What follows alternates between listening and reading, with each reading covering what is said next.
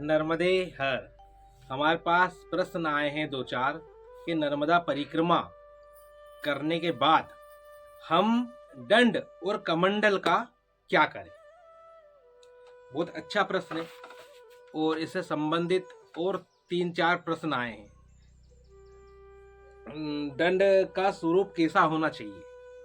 एक प्रश्न आया, क्यों रखते हैं परिक्रमा में दंड कमंडल, दंड कमंडल की पूजा क्यों की जाती है, परिक्रमा के बाद दंड कमंडल का क्या करें।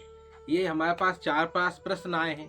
तो हम जो हमें जानकारी है, महात्मा जी ने हमें जो जानकारी दी है, महाराज जी ने, उसी के अनुसार हम आपको इसकी जानकारी प्रदान करते हैं। ठीक है, सबसे पहले हम बात करते हैं कि नर्मदा परिक्रमा में दंड कैसा होना चाहिए। डंडा नर्मदा परिक्रमा में कैसा होना चाहिए।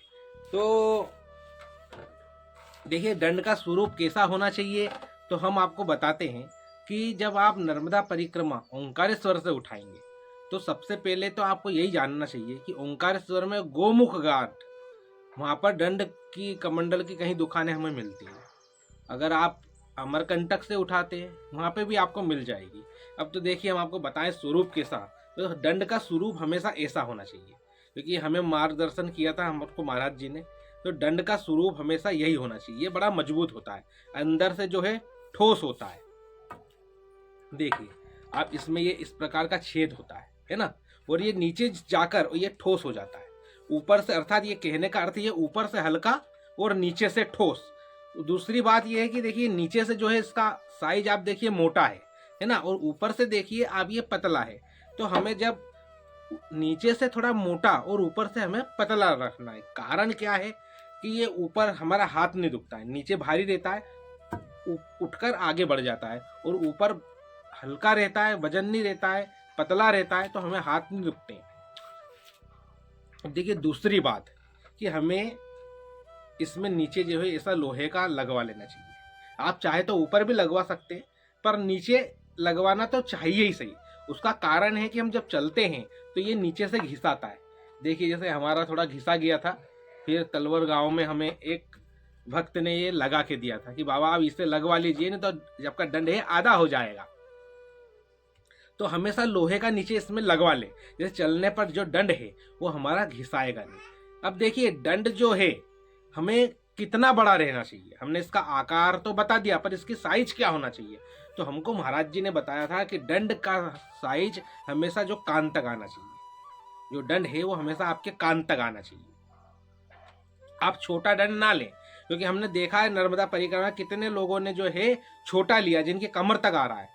अब उन्हें बड़ी कठिनाई है महाराज, क्योंकि जब परिक्रमा में हम कई जगह ऊंचाई हो जाती है, कई जगह नीचा आ जाता है। और नर्मदा परिक्रमा जब हम करते हैं तो नर्मदा जगह जब पास से परिक्रमा करते हैं तो वहां तो कहीं ना कहीं ऊंचा नीचा होता ही है। तो हमारे साथ जो एक बाबा थे, उनको बड़ी कठिनाई आ रही थी, क्योंकि वो समल, अब जब बड़ा दंड रहता है तो आराम से हम ऐसा वजन रख देते हैं इसके ऊपर और आगे बढ़ जाते हैं। नीचे भी उतरना है तो भी इसके वजन रख देते हैं। तो इसलिए हमें जो नर्मदा परिक्रमा में दंड का साइज कंधे तक, अर्थात कान तक लेना है। अब देखिए, दूसरी बात वो यह है कि क्यों रखते हैं परिक्रमा में दंड। महाराज, परिक्रमा में दंड हम क्यों रखते हैं, तो और हम आपको ये भी बताते हैं कि आपको जो परिक्रमा में कमंडल क्यों रखना है। प्रश्न तो सिर्फ दंड का आया है, पर हम आपको कमंडल का भी बताते हैं। तो हमको नर्मदा परिक्रमा में दंड क्यों रखना चाहिए। देखिए, सबसे बड़ी बात तो यह है कि दंड नर्मदा परिक्रमा में हमारा सहारा है। क्योंकि जब हम चलते हैं तो कहीं जगह ऊंचा नीचा आता है, प्लेन रोड भी आ जाते हैं। तो उस समय क्या होता है, जब ऊंचा नीचा आता है तो हम इस दंड के ऊपर बल देकर वो आराम से ऊपर भी चढ़ जाते हैं, और नीचे फिसल पट्टी जैसा फिसलन भी कहीं जगह आती है, तो दंड को आगे रखकर और धीरे धीरे उससे हम नीचे उतर जाते हैं। देखिए, उसके बाद क्या होता है, जो शूलपानेश्वर की झाड़ी का जो जंगल है, वहाँ एकदम खड़ी चढ़ाई है और एकदम उतरन भी ऐसे ही खड़ी है। तो वहां पे भी हमारे दंड के बिना आप बड़ा मुश्किल है उस चढ़ाई को चढ़ना। वो चढ़ाई आप चढ़ ही नहीं सकते हो। उसके बाद जब हम नर्मदा परिक्रमा लगाते हैं तो महाराज छोटी छोटी नदियाँ जो हैं, ये मान के चलिए 500 से 700 नदियाँ आती होगी लगभग हमारे अंदाज अनुसार। तो उन नदियों को जब हम पार करते तो ये दंड जो है हमारा सहारा है। जैसे हम नदी में फिसल के गिरे ना, बहाव तेज है तो दंड के बल हम धीरे धीरे उसको पार कर जाते हैं। कहीं कहीं क्या है कि ऐसे कहीं कहीं जो है दलदल भी आ जाते हैं, तो जब हम आगे इस दंड को रखते हैं तो हमें पता चल जाता है कि भाई यहाँ से ये खतरा है, तो ये दंड हमें वहां भी काम आता है। उसके बाद जब हम चलते हैं तो जब ये आवाज आती है दंड की तो कुछ जीव जंतु जो है भाग जाते हैं परिक्रमा मार्ग से, जैसे कोई सांप बिच्छू इसकी आवाज से। आपने देखा होगा कई नर्मदा परिक्रमा वासियों को, और वीडियो में आपने देखा होगा कि वो जो है अपने दंड में घुंघरू बांध लेते हैं महाराज। वो घुंघरू बांधने का कारण यही होता है कि कहीं कहीं रास्ते में कोई जीव जंतु हो तो उस घुंघरू की आवाज से छन छन छन से वो जीव भाग जाए।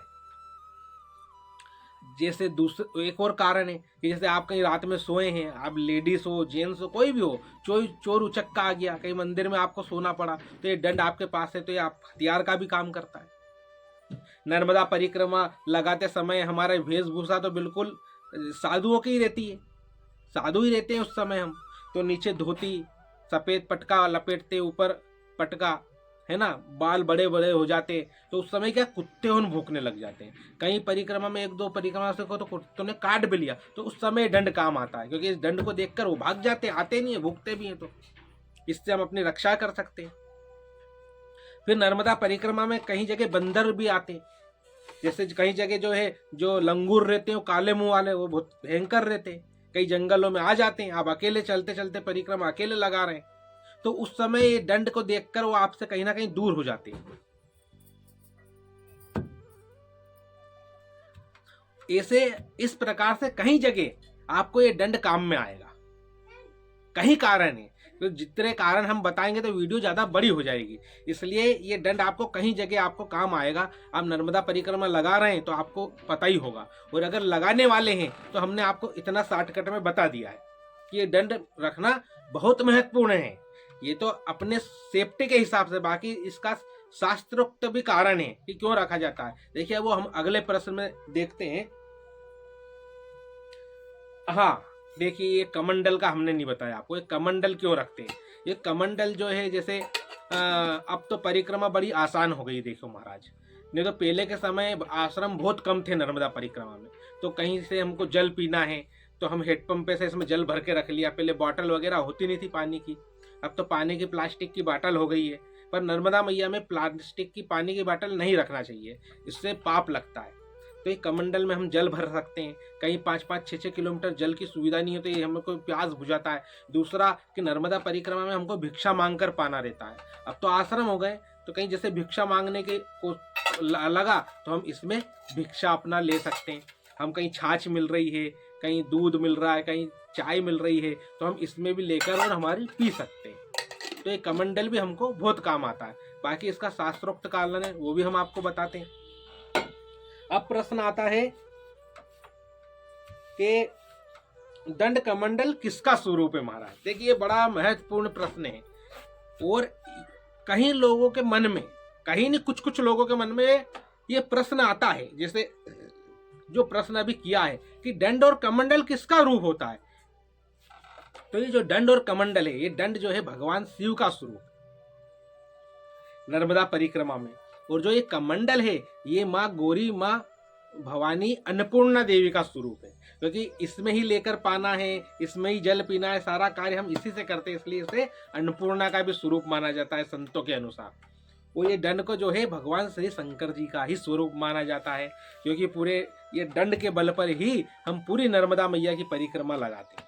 और पहले के समय में भी आपने देखा होगा लोग बिना डंडे के तो चलते ही नहीं थे। और अभी हम आपको बताएं तो जैसे अभी आप देखते हैं जो सन्यासी महात्मा है, जो दंडी स्वामी है, वो अपने साथ ऐसे करके हमेशा अपने साथ दंड लेकर चलते हैं भगवा वस्त्र में, और एक हाथ में कमंडल लेके चलते हैं, है ना। तो ये जो है भगवान शंकर का स्वरूप माना जाता है। कुछ जो दंडी स्वामी रहते हैं वो इसे नारायण का स्वरूप भी मानते हैं, इसे नारायण भी मानते हैं, पर हमें जो संतों से जानकारी मिली है नर्मदा परिक्रमा के अनुसार इसे भगवान शंकर का स्वरूप माना जाता है। इसलिए हम जो है इसे भगवान शंकर का स्वरूप माने और कमंडल को माँ अन्नपूर्णा का। तो देखिए नर्मदा परिक्रमा में एक लोग अधिकतर गलती करते हैं कि किसी भी आश्रम पे रुके तो दंड कमंडल रख दिया और अपने घूम रहे हैं इधर उधर, बाजार बाजार चले गए। नहीं, ये दंड कमंडल आपको सदैव अपने साथ रखना है, इसे आपको कभी नहीं छोड़ना है। हाँ, आप जैसे कहीं रुक गए हैं, ऐसे ही है, आश्रम में ही है, एक बात अलग हो जाती है। बाकी अगर कहीं आप जाते हैं, है ना, तो आपको ये दोनों हमेशा अपने साथ में ही रखना है महाराज। और एक बात का और महत्वपूर्ण ध्यान रखें, अधिकतर जगह हम देखते हैं परिक्रमावासी, जैसे ये दंड रखा है, किसी का दंड रखा है, तो इस दंड को लोग उलांग के चले जाते हैं, परिक्रमा करने वाले दूसरे लोग भी इसको उलांग के चले जाते हैं। तो इस दंड को जो है महाराज ये उलांगना नहीं, इससे हमारा पैर भी नहीं लगना चाहिए। वो दंड जो है हमेशा हमारे सिर के साइड होना चाहिए, हमारे पैर के साइड हमें दंड कमंडल नहीं रखना है, हमेशा हमारे सिर के साइड। वो दंड को हमेशा हमें खड़ा ही रखना है, और कहीं हो जाए तो इसको विश्राम के लिए आप इसे लेटा सकते हैं। और इसे लात ना लगे, इसे हम उलांगे ना, इस बात का हमें विशेष ध्यान रखना है। ये तो रहा कि दंड और कमंडल किसका स्वरूप है, तो हमने बता दिया गौरी शंकर भगवान का।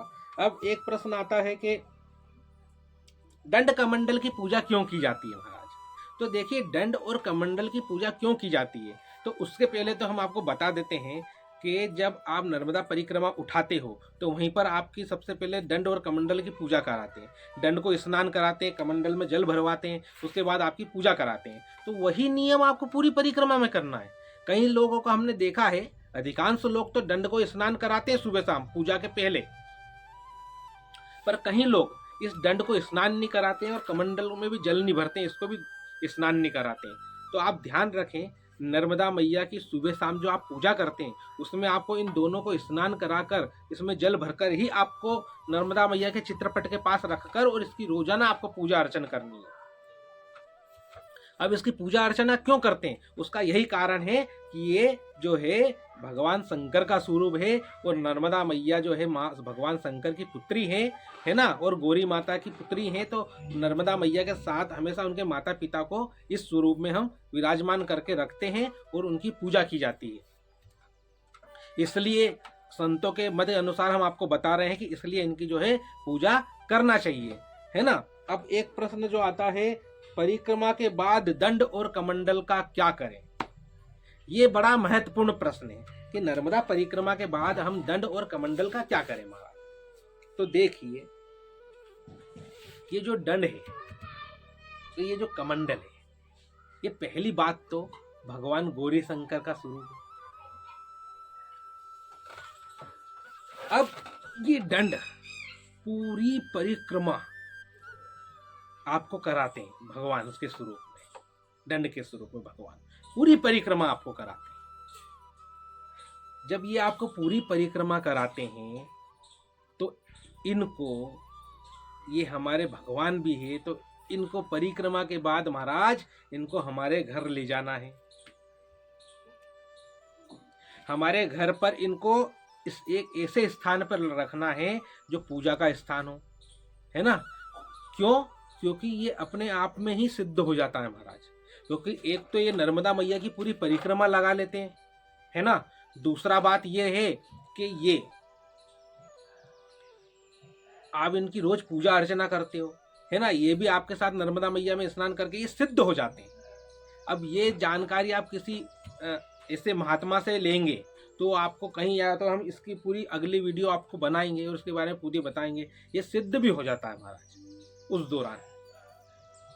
बड़ा महत्वपूर्ण है दंड। पहले के समय में आप देखेंगे साधु महात्मा दंड रखते थे और दंड के द्वारा ही कितने लोगों का कल्याण कर देते, झाड़ना लगा देते, झाड़ी लगा देते थे। तो दंड जब हमारी नर्मदा मैया की परिक्रमा पूर्ण हो जाए, ये दंड हमें हमारे साथ हमारे घर ले जाना है।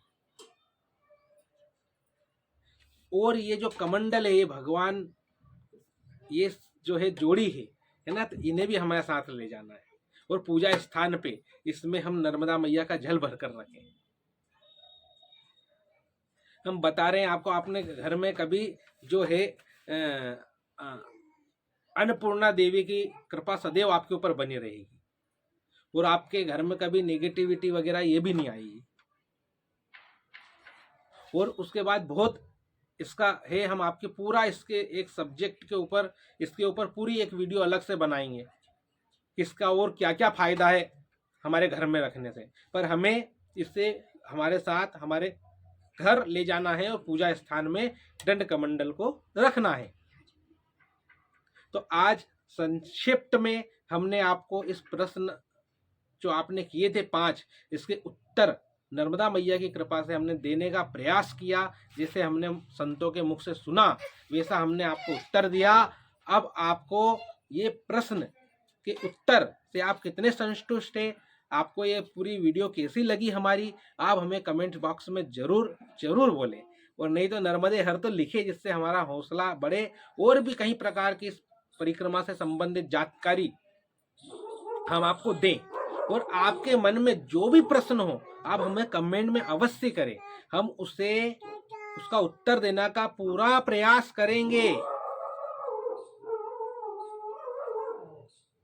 आप हमारे चैनल को सब्सक्राइब कर लें, जिसके आपको हमारी वीडियो सबसे पहले मिल जाए। आपको आइकन बेल क्या कहते हैं हमें इतना पता नहीं है, देखिए, तो आप उसे भी दबा दीजिए तो हमारी वीडियो सबसे पहले आपके पास आएगी। तो ये वीडियो कैसी लगी, अच्छी लगी तो वीडियो को शेयर कर दें। आप सभी को हमारा नर्मदे हर, नर्मदा मैया सब पर कृपा बनाए, सबके दुख कष्ट को हर ले और आप सबकी परिक्रमा अच्छे से पूर्ण हो जाए और आपकी मनोकामना माँ नर्मदा पूर्ण करे। और आपके मन में कहीं परिक्रमा की लालसा है कि हम भी परिक्रमा करने जाएं, तो नर्मदा मैया आपको भी जल्दी से परिक्रमा पर बुलाए। तो चलिए, सबको नर्मदे हर।